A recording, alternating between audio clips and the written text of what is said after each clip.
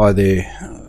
I just want to show you a quick video on dodging and burning and just how to enhance a image with that dodging and burning layer. So what I've got in front of me here is an image that I've taken in a recent outing at Yamba of a swimming pool in the dawn light. So I'm quite happy with it, but I wanted to actually add some detail in this area here. So what I tend to do is create a new layer. Now this layer I've created here is, well, this one's a curves layer. So what I did is grab this tool here, and I worked out I wanted to bring out the highlights. So you can see here, this tool, this one here, wherever you put the mouse, it shows you on the curve line here where that point falls. So that's in the highlights there, and this is in the shadows over here. And up here is the highlights. So these are sort of the midtones here. So if I raise them, you can see here there's white up here and black here. If I raise them, I'm actually turning up picture. So I'll just turn that layer on just so you can see that. So you can see what I'm doing here. I've already painted some in here, but I'll just turn that mask off so you can see what it's doing to the overall image. So if we double click this layer here, we can see what we're doing here. So I didn't want to lighten all the area. I only really lighten the midtones here, so if I accidentally drew a mask in this area it wouldn't affect it. So I just wanted to really just pump up those tones down here. So that's what the curve layer is doing. It's just boosting that on all layers. It's on all layers, not just RG, which is RGB, not in any particular color. You could boost up reds or boost up greens in any particular order you wanted to, but this just basically changes the lightness of the image in that tone there. So as you can see, on and off, what it does. So what I've got here is a mask. This mask, I hold shift down to click on it to show you what it is doing. I'll hold down alt, and alt will show you the actual mask.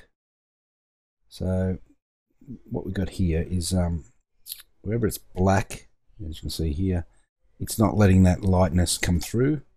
Wherever it's white or grey, it's letting it come through. The percentage of grey is closer to black, the less it comes through. The closer to white, the more it comes through.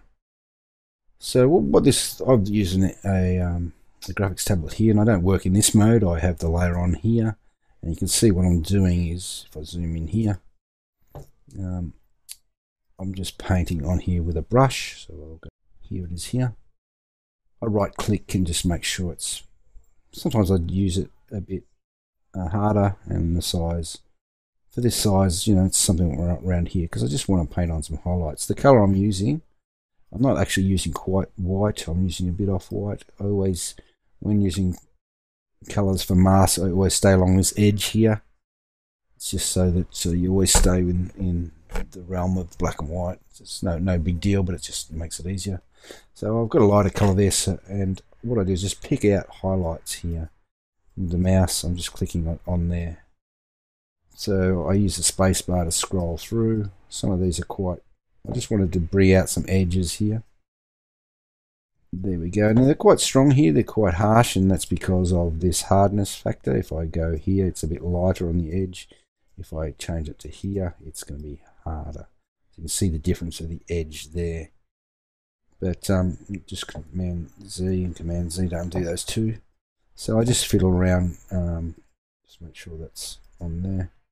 You can see the effect it has here. It's quite dramatic here, but what I'll do is, I won't do it to the whole image at the moment, but I'll just selectively blur this area, because I did it quite harshly with harsh edges.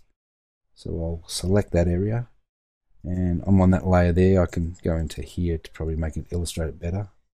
So I can go up to filter and blur, Gaussian blur. Probably, you know, you can see there, 9, that sort of softens it all off.